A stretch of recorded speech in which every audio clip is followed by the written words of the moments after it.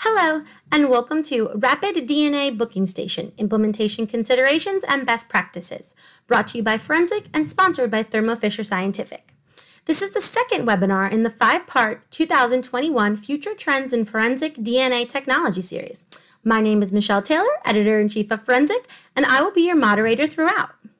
For today's webinar, you can earn 1 hour of continuing education credit. Following the conclusion of the webinar, you will receive an email with information on how to obtain CE credit documentation. We have a great lineup scheduled to present to you today, but before we begin, I'd like to take a moment to cover just a few logistics. At the end of the presentations, we will hold a question and answer session. To ask a question, click on the Ask a Question tab in the upper right corner of your screen. Please also take note that the right side of the screen features an overview of today's webinar, as well as more information about our speakers. If you have a technical question during today's event, click on the Test Your Connection button on the bottom of your screen. From there, you can access additional webinar support. We also invite you to use the social media widgets beneath the webinar to share with your friends and colleagues. First, you will hear from Joni Bricado, who is the department head of the Clinical Laboratory Science Program at Louisiana State University Health Science Center. In addition, she acts as a Rapid DNA User Group Facilitator and Implementation Advisor for agencies seeking to implement Rapid DNA responsibly and efficiently. Previously, Joni worked at the Louisiana State Police Crime Laboratory for 17 years as the DNA manager for both forensic casework and CODIS. Louisiana was an early adopter of arrestee legislation and successfully integrated arrestee collections into the LiveScan APHIS booking process in the early 2000s. Next, you will hear from Chris Carney. For the past 11 years, Chris has worked on initiatives to advance rapid DNA technology, including collaborations to develop a seamless interface for rapid DNA systems at booking into a fully electronic process requiring no human intervention for data entry or DNA data review. Chris has more than 27 years of forensic experience, including extensive knowledge of information technology systems supporting DNA databasing laboratories. At the end of the two presentations, Captain Craig Carroll will briefly share his experience with rapid DNA from the law enforcement perspective. Craig has more than 25 years of correctional law enforcement experience with the Leon County Sheriff's Office. He is currently the captain over the Operations Bureau, which includes responsibility for intake, releasing, court, and medical services. His agency has been working with the Florida Department of Law Enforcement on rapid arrestee DNA testing at booking. Thank you for coming to our second webinar in the 2021 Future Trends in Forensic DNA Technology series. Mark your calendars because the 5-part series continues on June 17th. Please be sure to check your email for more information on how to obtain CE credit documentation for your participation in today's webinar, and we look forward to seeing you next time. So welcome to the Rapid DNA Booking Station Implementation Best Practices webinar. I'm Joni Bricado, and I'm going to go through an overview of some of the things needed to implement testing via rapid DNA, right, at the booking station. And then Chris will follow up and really touch on some of the policies, procedures, and the process known as authority to operate that is required to perform this testing. And then I'll really talk about some of his real-life experiences on a pilot done in Florida. So let's get started. All right, so this is just some of the things that we're going to talk about today. We're going to go through the impact of rapid DNA. We're going to go through kind of history of rapid DNA. We'll touch on some of the booking station requirements. And then we'll spend some time talking about the critical points for implementation and approaches that some states, some agencies have used. And then we'll finish up with some of the funding and potential resources. All right, so let's begin with the impact of rapid DNA in the booking station. So remember today, we're going to be focusing on booking station implementation, right? But remember, there's other uses for rapid DNA. Some are using them for investigational purpose, so investigational leads. Some states are looking at it for identification of deceased victims. But today, our focus is really going to be on the booking station. All right. So why do I think it's important to actually be doing the DNA testing in the booking station at the time of arrest? And my point is that time matters. If we take an example of a case, so there was a case out of the Orleans area in which a female in December 2016 was jogging along the Mississippi River levee. She was attacked from behind. She was dragged down the levee and badly beaten and raped. DNA profile was developed, but no CODIS hit attained. Then some almost 2 years later, another victim in around the same area, right, was attacked, pulled behind a grocery store, knocked unconscious, and raped. Once again, same DNA profile, but no CODIS hit. Then it wasn't until October of 2019, this individual, Navari Henderson, was arrested on a completely unrelated offense. He was arrested for domestic violence. His DNA was collected at the arrestee booking station, collected and then sent off to the state lab. He was subsequently released from jail. He then fled Louisiana. And so it wasn't until December of 2019 that his arrestee sample is worked, and it then matches to this 2016 and 2018 case. It's at that time that they realized he had been released from prison, and then law enforcement now has to go search for him. So it would be really, really important, right? I mean, we could really save some time if his DNA was able to have been run in October of 2019. Because a lot can happen between that collection and those actual results. So we're going to try and close some of those time gaps in this process. All right, so what are some of those benefits, right? We can improve our current arrestee sample collection compliance. We need to look at really embedding that DNA analysis into the booking process. In a lot of states, they arrest someone, they book someone, they fingerprint someone, and then the DNA collections is kind of like this side piece to that process, right? We need to use this as an opportunity to kind of really embed those arrestee collection into the booking process, right? So someone doesn't get booked without their fingerprints being collected, right? We need to make it common practice that they don't get booked unless their fingerprints, and we know we have DNA for this person. So we can use it to prevent missed samples. The other thing, right, just as we explained previously, we can get these results in as little as 90 minutes versus days, weeks, or months. So the whole goal is to really get these CODIS hits before the suspect is released from custody. So what kind of impact can this have? So obviously, the sooner we can identify a potential suspect, the better it is closure-wise for victims, for families. We can help prevent future victims. Law enforcement, we can really impact law enforcement safety and the manpower, right? It takes a lot of manpower for this law enforcement then to get these hits and then try and track down now where is this individual, right? And then ultimately we can even reduce the loads that are on some of our very taxed crime labs by performing some of this testing right there in the booking station. All right, so if we take just a very high-level, simplistic view of how this collection might happen in the booking station. So let's go through that. So someone's arrested and they're booked. and then we're going to swab the arrestee cheek and collect the DNA right there at the booking station.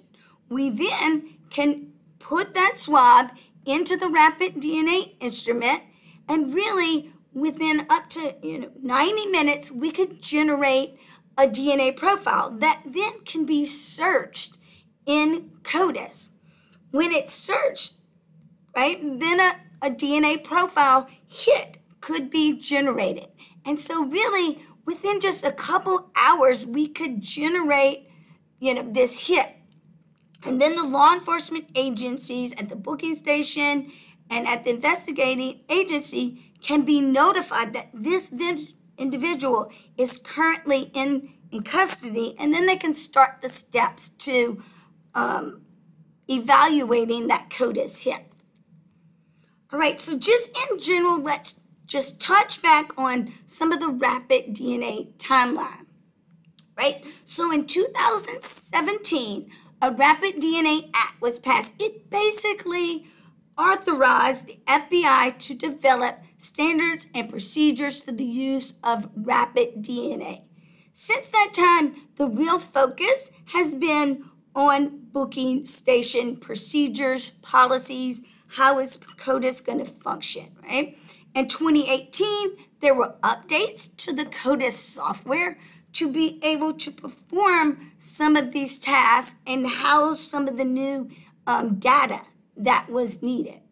In 2019, the FBI performed a pilot of these booking stations with 5 key states. So Arizona, Florida, California, Texas, and Louisiana performed these booking station pilot studies.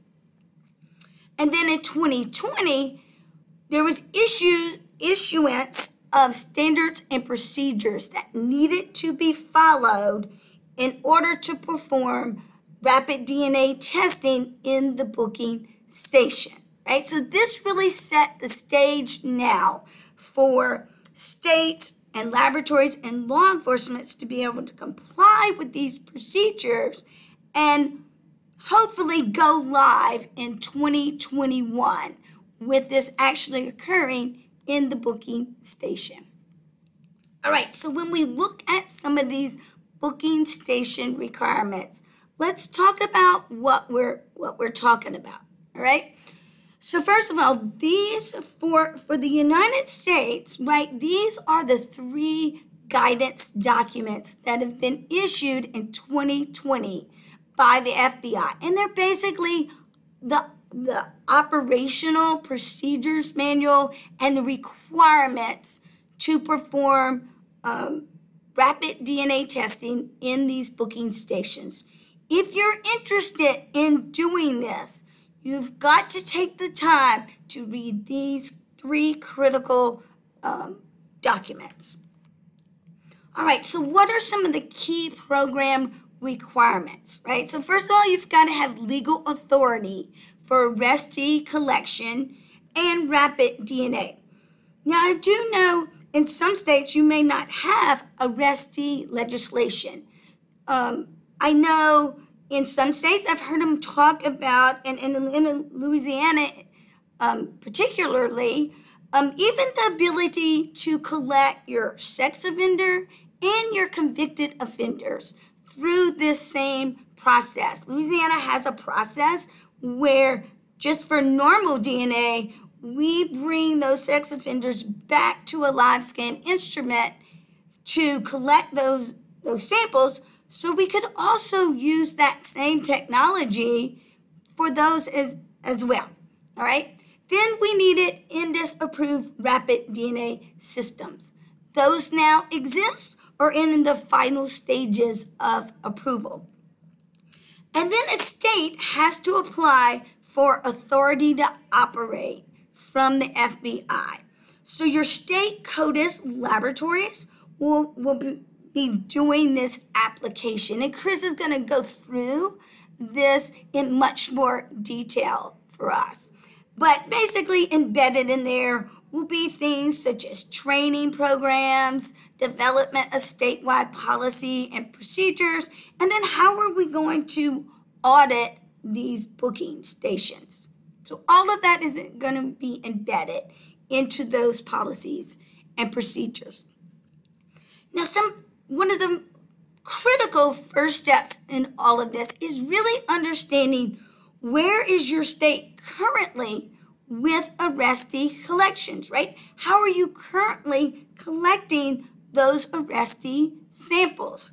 One thing you need to know is that there's a process that already exists to book people. It's very standard to book someone through a live scan booking process. And during this process, the individual is booked and their fingerprints are collected, and a lot of their data and information is collected at that time, such as fingerprints and generation of what's called a state identification number. That's a really critical point because it's really an ID that is specific for that specific person. So when we talk about rapid DNA, what we want to do is not recreate a process. We really want to integrate that rapid DNA process into this booking station system that already exists. All right, so don't close your computer on me. This is just a workflow, and I know it can seem a little overwhelming at first, but really let's just kind of break it down to some simplistic points. On the left-hand side, you can see one of these live scan instruments. This is already where someone being arrested and booked has to stand up in front of this instrument to get their picture taken, to get their fingerprints taken. And what we want to do is integrate our DNA collection into that process. From there, data can then be packaged up and sent over to the right-hand side, which is our rapid DNA instrument and related software. We then would run the DNA sample and then package electronically the DNA profile with the arrestee information. That information can then be sent over to the CODIS, laboratory CODIS workstation for then a subsequent search within CODIS.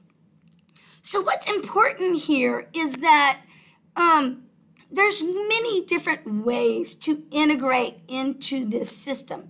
And it's all going to be dependent on what parts of the process does your state already have in place.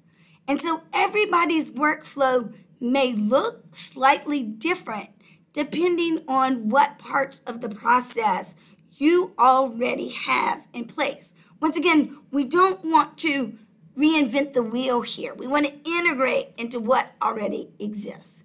So what are some critical points for implementation and approaches that have been done? So I've broken it down into 3 basic critical points. So the first is this capture of arrestee information. And then we're going to run the DNA profile and marry it with that. And then we've got to send that message over to CODIS. So how are we going to get that message to CODIS? And then once it gets to CODIS and a hit occurs, how are we going to then notify the arrestee booking station and the investigating law enforcement station that a hit has occurred? So let's go through some of that required information. So the first is this capture of the arrestee information. And so according to some of these required documents, right, we need to be able to generate this arrestee enrollment format. This is a lot of information. When you look at the bottom here, it's really information that already exists at your live scan instrument. So what we want to be able to do is then capture that data into a file. And really your live scan vendors have been actively working on this, and they now know how to create a file of just the information that is required for this process.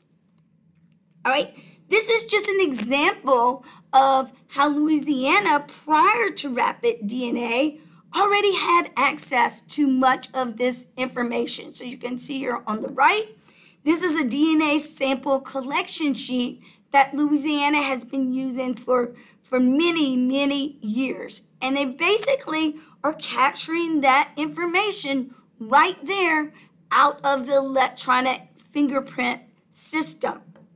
And so most of all that data that's needed for that AEF file is right there at the booking station live scan instrument. All right, now we need to marry up that arrestee information with that CODIS profile. And there's many different ways that might happen. What's important for you to know is that really the live scan and the rapid DNA vendors have already developed these integrated methods to be able to combine this data.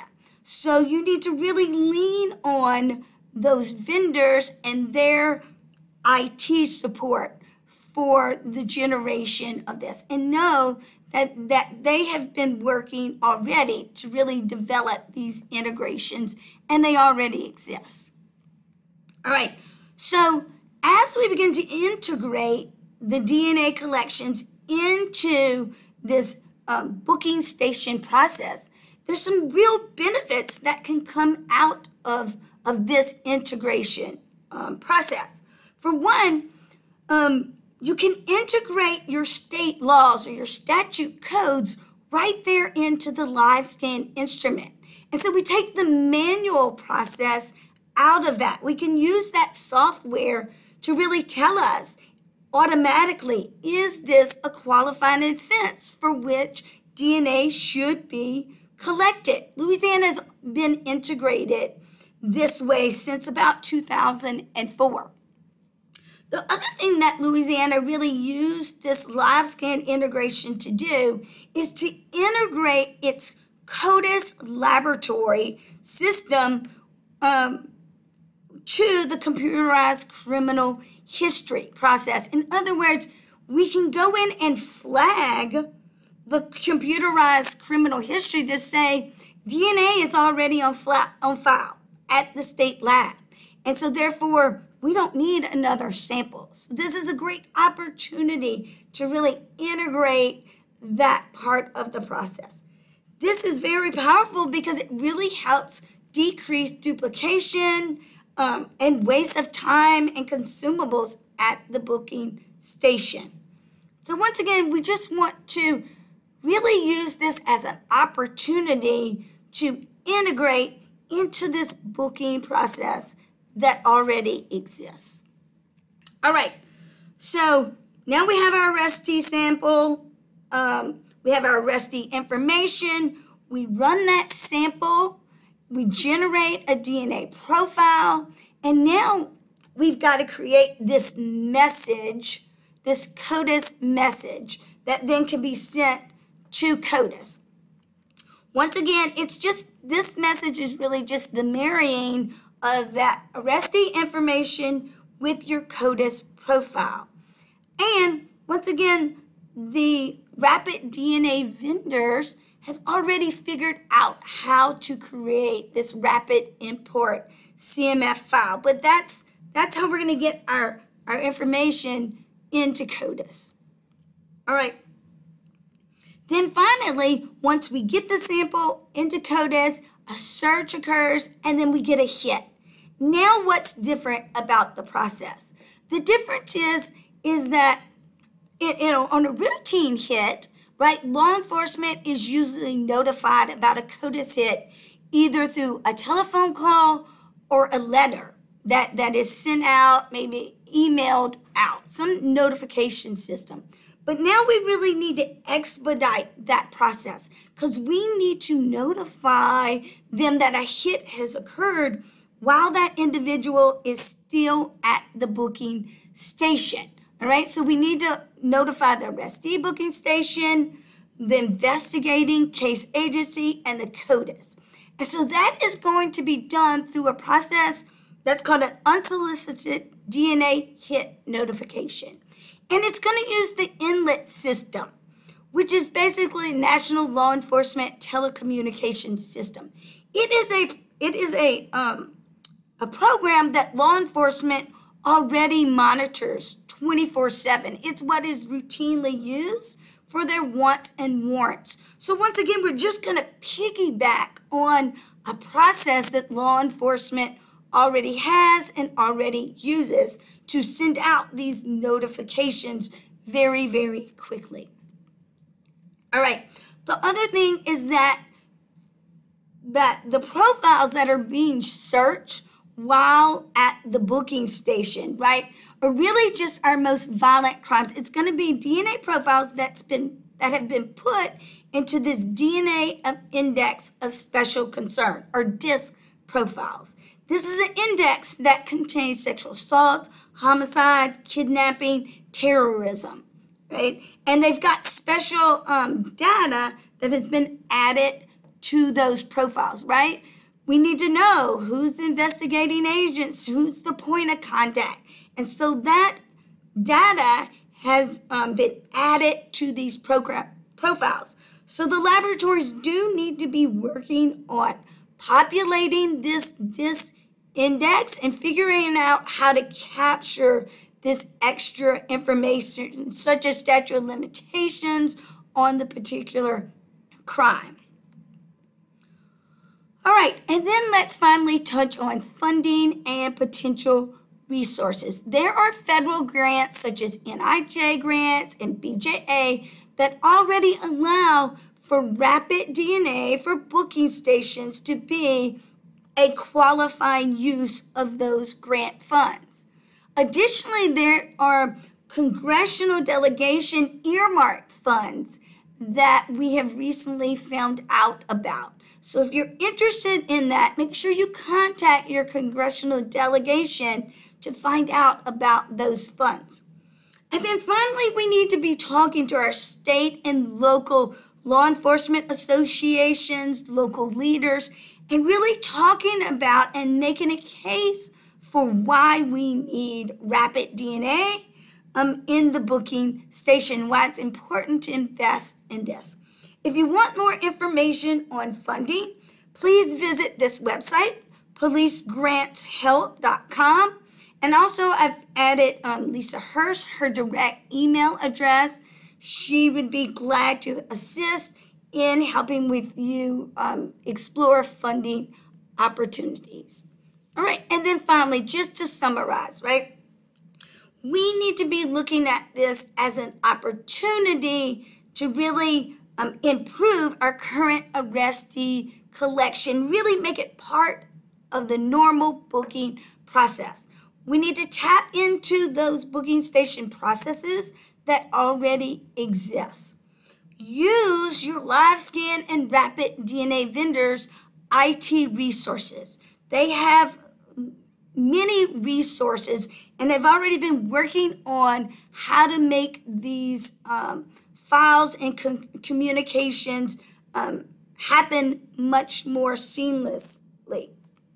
And then, like I said, we really have an opportunity here to improve our arrestee collections and really use it as an opportunity to prevent missed DNA collections and duplications. All right, and then finally, thank you for taking this time to listen about rapid DNA booking station implementation. Here is my email address. Feel free to reach out to me for any assistance you might need. Hi, my name is Chris Carney, and I'm the supervisor of the Florida Department of Law Enforcement's DNA Investigative Support Database. I'm generally much more relaxed giving these live where I can pace back and forth around the podium, so bear with me for the next 20 minutes or so while I share some of the key points that we've learned in working with rapid DNA at booking. So I'll be hitting the following items today, which I think are the most important aspects of implementing DNA into the booking environment. This includes high-level tech recap, elements of the authority to operate, and the benefits of the technology.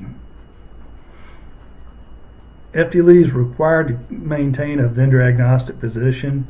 However, we actively participate in advancing the science and technology involved in forensic science. So, due to this, names of commercial manufacturers are provided for identification purposes only, and inclusion does not imply endorsement of the manufacturer or its products or services by the Florida Department of Law Enforcement.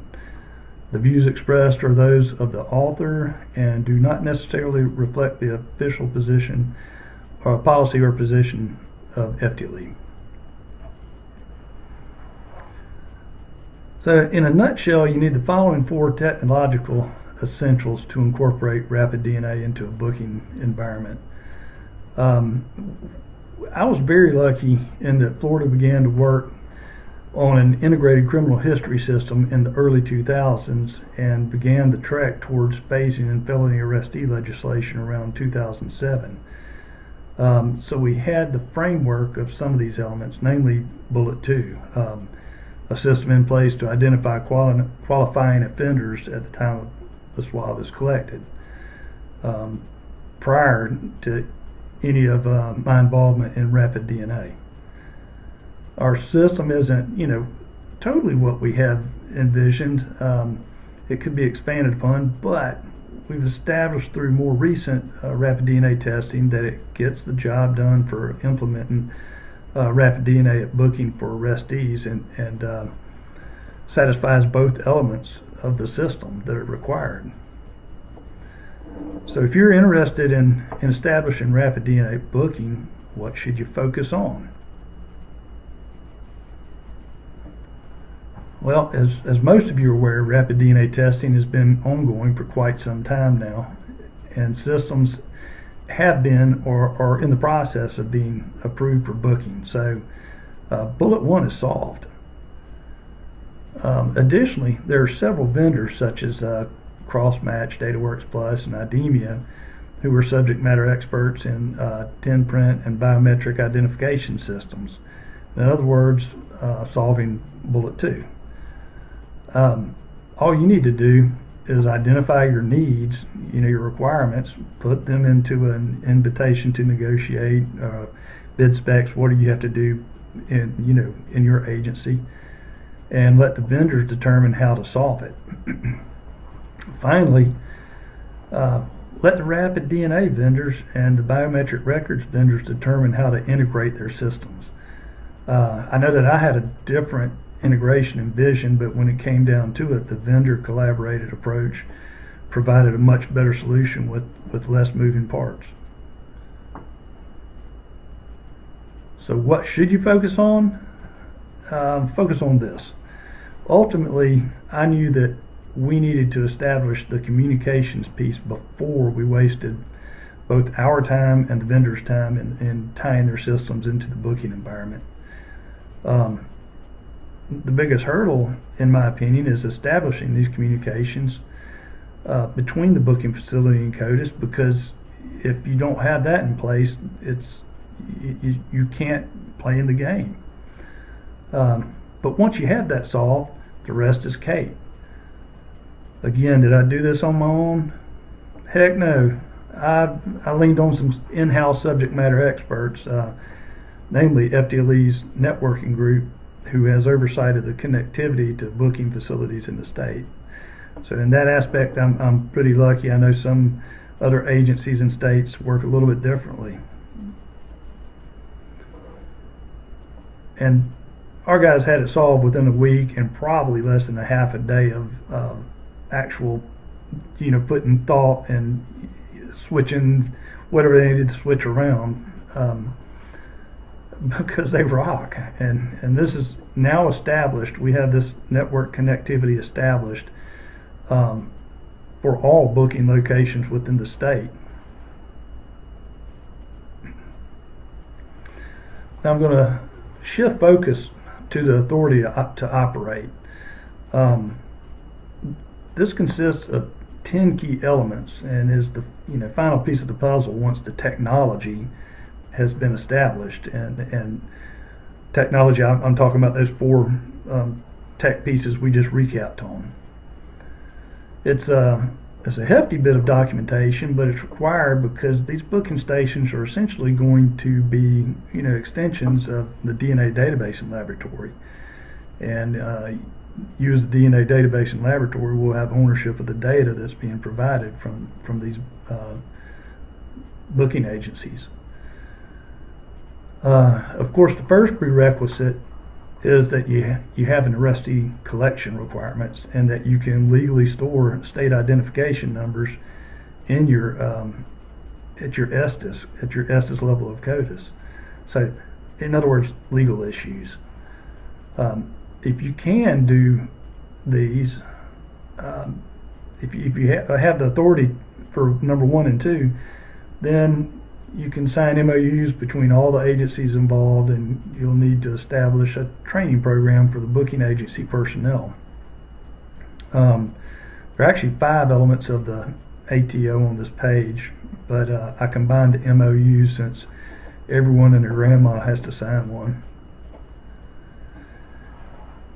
So the next 5 elements are the procedural and or policy requirements to establish for the ATO. The details of a lot of these will actually be established in tandem with your tech requirements. So it appears daunting, but it's not that bad. So the first are the statewide policies, which are summarized. They'll be summarized on the next 3 slides. Again, it seems like a lot, but in reality it isn't unbearable. Do you have an RHID statute that allows for collection at booking? Can you put a DNA indicator into computerized criminal history? If you don't have either of these, then it's a futile effort, so talk with your legislators. CODIS specimen ID requirements. Unless you insist on populating the spec ID with something special other than the swab ID provided by the rapid DNA vendors, then this is easy. Remember, the state identification number is what's tying the DNA data or the DNA profile back to the identity of the individual who provided that sample, and the specimen ID is what ties, the individual back to the sample that was run in the rapid DNA instrument. So the spec ID, it's not the end-all say-all. It's just kind of an identification of the specimen. When you have these in CODIS, your SID will be in the background tied with that specimen ID. So the SID is the really thing. That's what you're really making sure that the proper SID is tied to the DNA sample. Swabs, collect one for the instrument and one, regular swab, a current swab, whatever you do right now, to be sent into your lab for maintenance. That's what our plan is. It's your policy to create so you can do what you want. To continue, swab instrument failures, I would say lean on the vendor, but your rapid DNA booking procedures and training program need to reflect on how these will be handled. Authorized use, yeah, only for RHID samples, no swabbing of jail contraband here, please. Certified operators, again, lean on the vendors for supplying training materials that meet your needs for the operators for their specific rapid DNA systems. I mean, you've got to train, test, and certify before they're able to go online.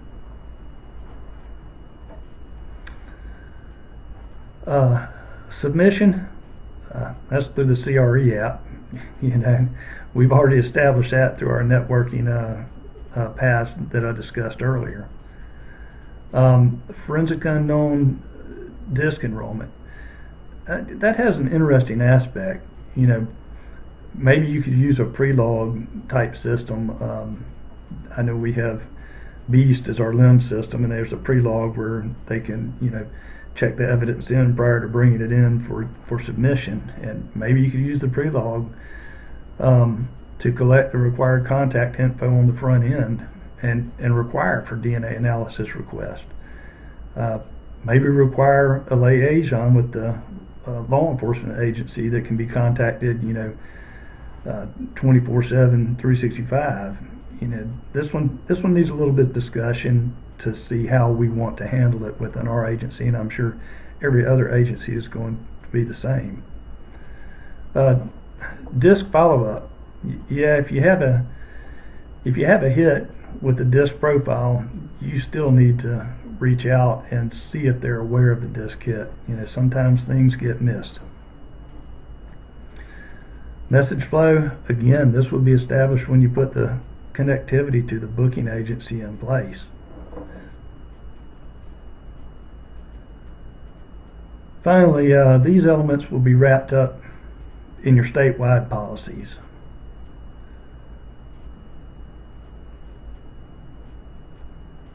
So again, these should all have been established. Let's look at them. The first one, vendor. Second one, vendor. Third one, vendors. Networking is on you, but or your network team. Don't forget to send some love to your network team.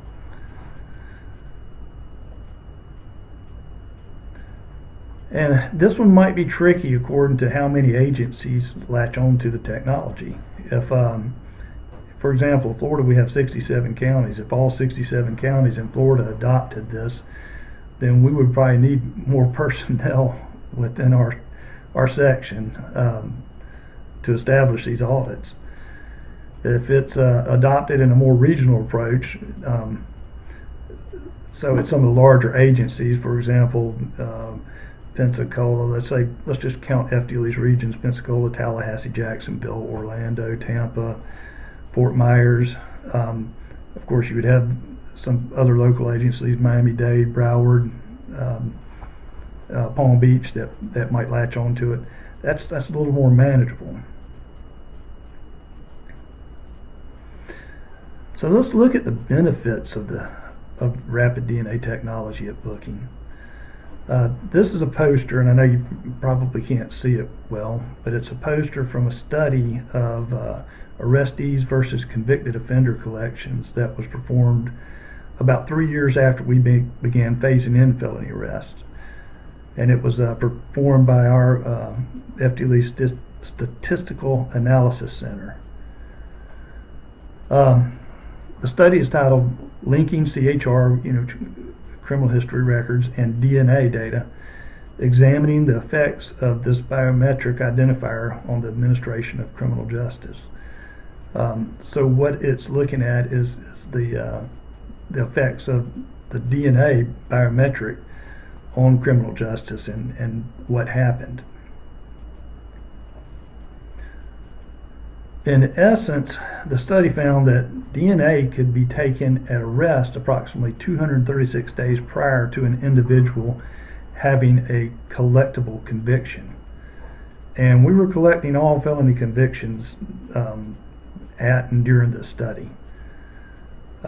We were phasing in on arrestees, so we had a smaller arrestee population. It would be neat to see us go back and reevaluate this study, provided funding was available for it, and they weren't swamped with work.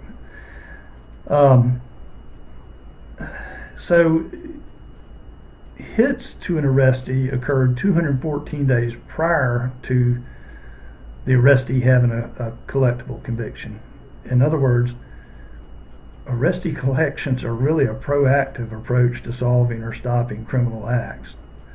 The bottom line is that arrestee collections mean earlier investigative leads. But if arrestee collections worked out well, then why invest in this new rapid DNA technology at booking? Well, because it works, and it works well. Out of a very limited sample set during the FBI pilot, we had 4 samples that hit to other forensic specimens.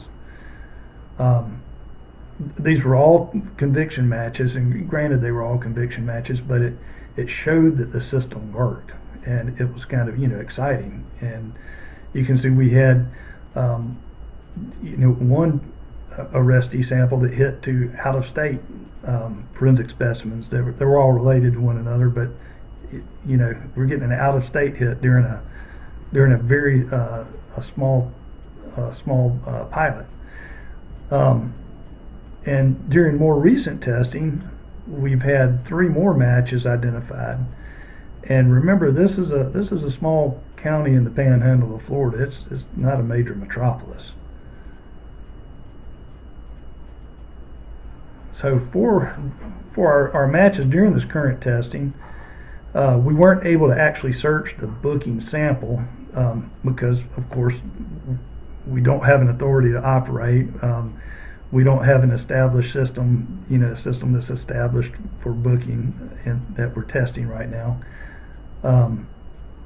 But what we did was test our concordance samples that were entered, through our normal non-rapid process.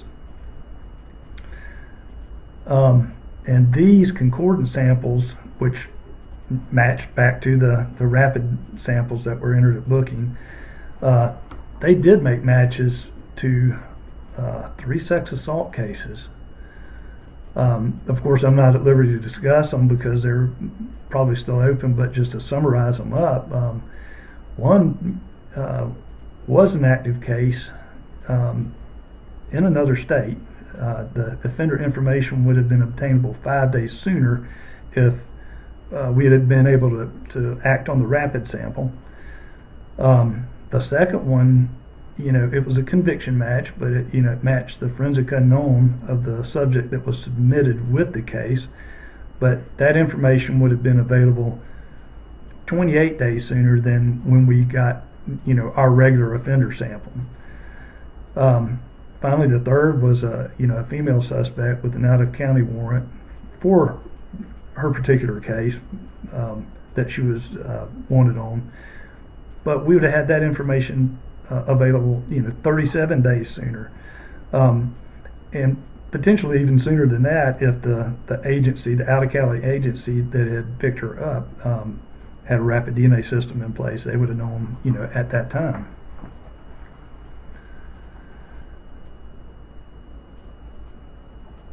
So time consideration is a major item to think about.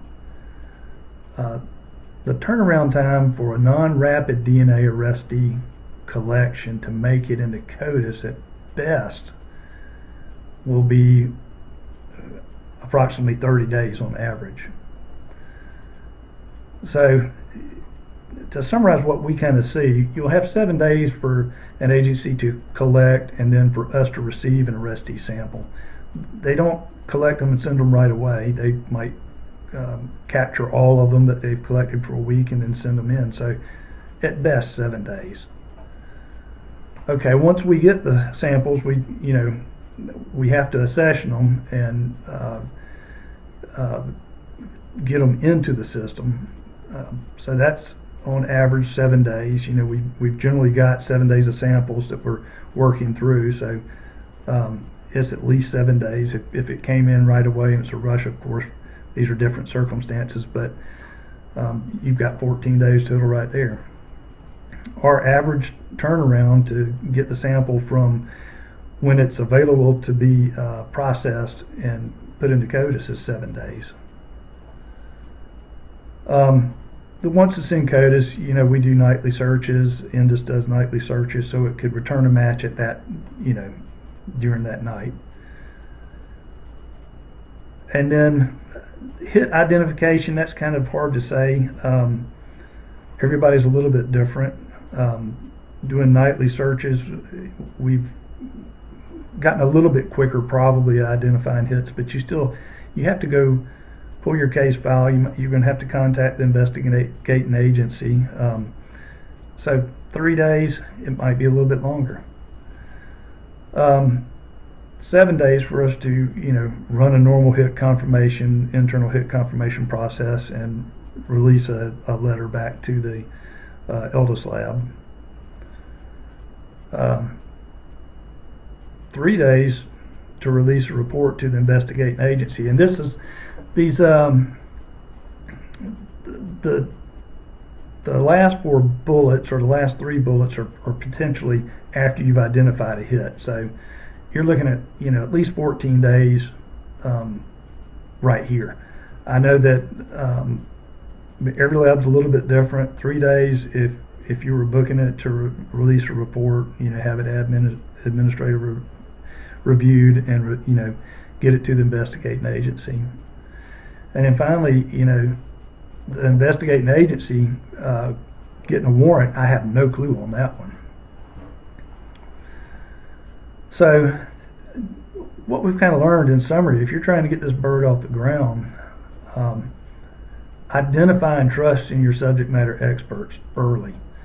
You can find them in-house, you can find them through your vendors, and within the law enforcement agency. This is of utmost importance.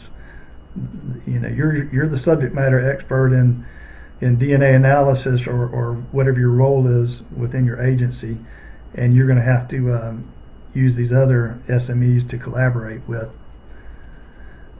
Have patience and lean on others. RHID has been a long time in the making, so have patience. It's not new, but it is new. And don't forget to lean on the others who have collaborated or worked on getting RHID off the ground. You're not trying to recreate the wheel here. And don't forget that the benefits outweigh the heavy lifts you'll encounter. I mean, the juice is worth the squeeze. Once you're able to implement rapid DNA at booking, your CODIS hits will occur much sooner. You'll alleviate public and officer safety concerns.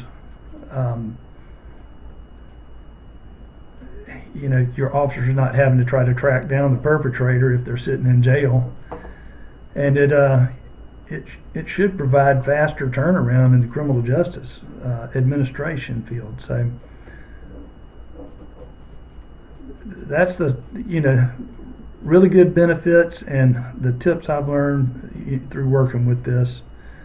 I hope it helps you, and thank you for your patience and time. And if you have any questions, you can contact me at the following phone number or email. Thank you again. Thanks, Joni and Chris, for that great information and insight. While we get ready for the Q&A in just a few moments, let's move on to a few polling questions. Our first polling question is, when do you think your agency or jurisdiction will start using rapid DNA in a booking station? This year, next year, in 3 to 5 years, in 6+ years, or never? All right, next question. Is your agency considering using rapid DNA for any of the following applications? Investigative leads, disaster victim ID, CODIS hit confirmations, reference sample processing, or other? Last question, would you like to receive more information on today's webinar topics? All right, well, with our polls done now, we are going to jump to Captain Carroll very briefly before we do the Q&A. Captain Carroll is going to share his experience with rapid DNA from the law enforcement perspective. Captain Carroll, you're up now. Good morning. My name's Captain Craig Carroll. I'm with Leon County Sheriff's Office here in Tallahassee. I've been in corrections for about 25 years, and we've had the pleasure over the past probably 1.5 to 2 years to beta test and to run 2 of these machines and work with Chris Carney in this process. So I've got a point of view from an actual agency that has went through this process, and feet on the ground kind of approach to it. All right, thank you. So audience, why don't we get into our Q&A now? So first question, Chris, Captain Carroll, I think this would be for you. Chris, let's get you into the fold right now. How much training is needed to operate a rapid DNA instrument in a booking station? So it's the training isn't as intensive as you would have to train someone to work in a lab, of course.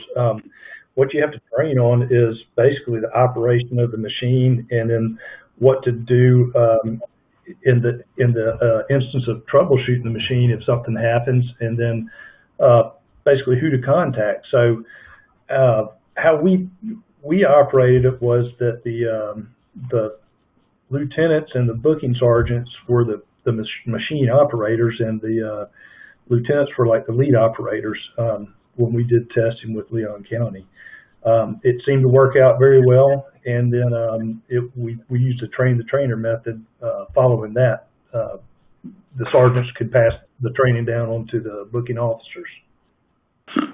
Gotcha. Okay, Captain Carroll, any thoughts on training from your perspective? Yeah, the training was pretty simple, and the vendor would come on site and probably spend 30 or 45 minutes with different lieutenants and sergeants to create our groups, and then those did the trainer as far as training some more on shift. We didn't have to worry about training anybody to actually take samples, because that is something that we already did prior to this. We just adapted we took 2 samples, one for the way that we have always done it and sent it in, and then the new sample to run through the machine. So that part didn't really change much. It just kind of doubled it up a little bit there. But as far as the operation of the actual machine itself, it's all pretty straightforward. It's not super technical. All of our officers had no problems adapting to this process. That's great to hear. All right, Joni, let's bring you in here. Here's a question for you. What can I expect when an arrestee DNA matches a crime scene sample in disk? All right, so the concept is that the software will use the inlet system. So it's basically the software, the process that law enforcement currently uses for its wants and warrants process already. So that system is already monitored 24/7 by law enforcement. And so what should happen in those systems is that the agency, the booking agency system should be notified, and then also the law enforcement agency that had submitted the evidence profile, right, should also be notified. And those should be monitored and have specific contacts in them so that they will be notified of those that this individual has hit, let's say to this rate. So that should happen pretty quickly through that monitored system. Okay, absolutely. Captain, you have any thoughts on that? No, I agree with what she says. Okay, great. All right, Chris, another one for you. What is the average time arrestee DNA will be searched against non-disk enabled crime scene samples? So that's something that you can set up within your own state. In Florida, we run nightly searches, and also the National DNA Index System, they run nightly searches. So as soon as arrestee is into the system, it will search the state level CODIS and the national level CODIS that night, as long as you're performing, searching and uploading schedules on a routine daily basis. Oh, that's great. That's quick. All right. Now, when you're using the rapid hit machine, is the machine able to accept consumables like swabs, etc., by other companies besides Thermo Fisher Scientific? Now, I imagine it could. We did not do that in our procedures. We used the swabs that coincide with the machine. Okay. Now, Joni, let's say I'm responsible for a booking station and I would like to establish RHID DNA. Who should I reach out to first? What are my steps here? So I would think, if your first step in that process would be to reach out to, maybe you take all of your arrestees to a local jail that is run by a sheriff's office, so your parish jail. So your first step, I think, in the process would be to contact them. Look at what vendor they use for their live scan instrument. Next, you need to be in contact with your state CODIS laboratory. It really needs to be a partnership between that booking station and the state CODIS laboratory to begin that process. And then you'll begin by reaching out to the RHID DNA vendors and the live scan vendors. Really, this type of project is really a partnership kind of project. So that's where I would start. Okay, gotcha. Okay. And just to follow up with the previous question before Joni's, the RHID ID system does work with many different types of swabs, so you do have the flexibility there. All right, Joni, another one for you quickly before we move on to a few for Chris. Besides arrestee testing, can the RHID DNA instrument be used for other kinds of testing? Yes, so there are labs and law enforcement agencies currently using this for investigative leads. You touched on it a little bit, also using it to identify disaster victims, so in the identification of those victims. Also CODIS hit confirmations. So those are some different areas that this technology could also be used. Okay. Now, Chris, can you describe the booking station audit process? So the audit process it's not something that we have gotten into detail with in Florida. We're going to have to work that out for our authority to operate. It will have to cover all of the standards for RHID DNA at booking, and as long as you're fulfilling, the standards of that audit, then you might be able to do it a few different ways. It's just something that we're going to have to put together and submit for approval, and something that we're comfortable with. Like I talked about in my discussion, Florida has 67 counties in it, and that's when we're going to have to figure out exactly if every single county implements something like this, it's going to be a stretch for our small statewide initiative section to handle. If it's regional, it might be a lot easier. We might have work with the CJIS side, who CJIS regularly does audits of all the criminal history systems or FCIC terminals around the state. So we might have to ask them instead of trying to reinvent the wheel ourselves. Of course, that makes sense. Joni, anything to add there? Yeah, I think it's important to also remember, if you take Louisiana, right, there's about 140 booking stations, but especially in the early stages of this, I can't imagine that you would, have the resources to implement this in 140 booking stations. But maybe you could look at your very large booking stations, maybe 6 or 7 in a state, and be able to cover a good portion of your arrestee samples that are being collected. That then makes that audit more manageable. We're not talking about auditing 140 booking stations in a state. Maybe we're talking about auditing 6 booking stations in a state. So just my thoughts on that. Absolutely. Thank you for that. All right, Chris, how are you receiving the UDN message for a hit? Are you getting any notifications besides the match message in CODIS? So when a hit to a disk profile occurs, then you receive your regular CODIS match message, and a UDN would go through the inlet system to the booking agency as well as the investigating agency, and that's set up through the metadata that's associated with the RHID specimen enrollment and the forensic unknown, that you would add metadata in for the forensic unknown. So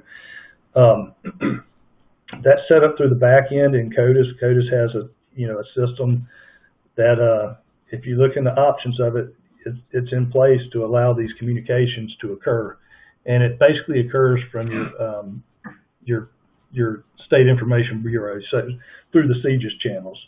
So we don't see a UDN, but the agencies through their inlet system would see the UDNs. Gotcha. Okay, thanks. Chris, in your presentation, you kind of briefly mentioned some challenges with IT, communication. Can you talk about that a little bit more? Specifically what some of those challenges were, whether it was, setting it up between the booking station and CODIS. What was happening there?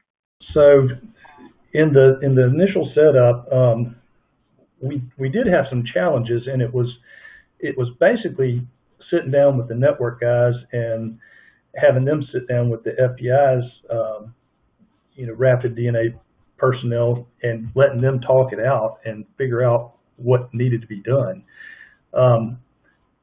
Everybody's got a vision of how things can work, but you can get from point A to, get from A to Z by, going a different route a lot of times. And so our networking group figured out what we needed to do to get it back to FDLE, to the CODIS side.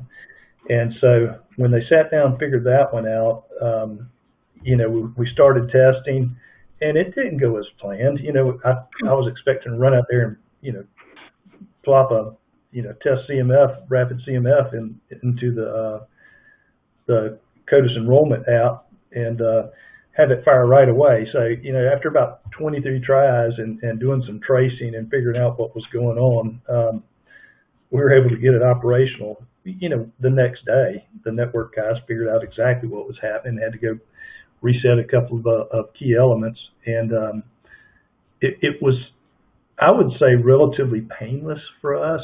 But like I said, man, if you've got good subject matter experts that you can identify on how to get it from here to there, that's who you need to talk with. Perfect. Thank you. Yeah, nothing ever and I goes can touch on that a little bit too. In Louisiana, so before RAPID, was really even thought of or putting that, Louisiana has been packaging up a file related to that arrestee DNA sample and sending that over to the state CODIS laboratory. And it was using its a direct state network. So I know that IT, subject matter experts in that state have successfully made that link from those booking stations to the CODIS laboratory. Okay. Thank you, Joni. We have another one for you here, as we're running out of time, but here's our last one. How many booking stations are submitting offenders for CODIS today? Do you have some idea? So, are submitting rapid DNA? So no yes, one I believe that I'm sorry, go ahead. Yeah, so if we're doing submitting offenders for CODIS today, like I said, in Louisiana alone, there's 140 booking stations. But for rapid DNA, right, as far as I'm aware, no one has received authority to operate to actually go live with that process. We do anticipate that happening this year in 2021. Okay, great. Chris, anything to add there? No, I think Joni's right on that. Unless something changed within the last couple of days, the pilot states were all kind of in the same boat right now on trying to figure out the elements of the authority to operate. Gotcha. Okay, well, we'll look forward then to seeing that happen sometime this year in the next coming months. All right, audience, that about wraps up all the time we have for today. In 24 hours or less, this webinar will be available on demand if you'd like to watch it again or share it with your friends and colleagues. Additionally, you will receive an email with information on how to obtain CE credit documentation for your participation today. And Joni, Chris, Captain Carol, we thank you so much for all the information you gave us. The third webinar in this 2021 Future Trends in Forensic DNA Technology webinar series will be held June 17th at 8 a.m. Pacific, 11 a.m. Eastern. You will soon be able to register for that webinar on the Forensic website, www.forensicmag.com. And there you can also view the other webinars in this series and the previous one on demand. Thank you everyone for joining us, and we hope you have a wonderful day.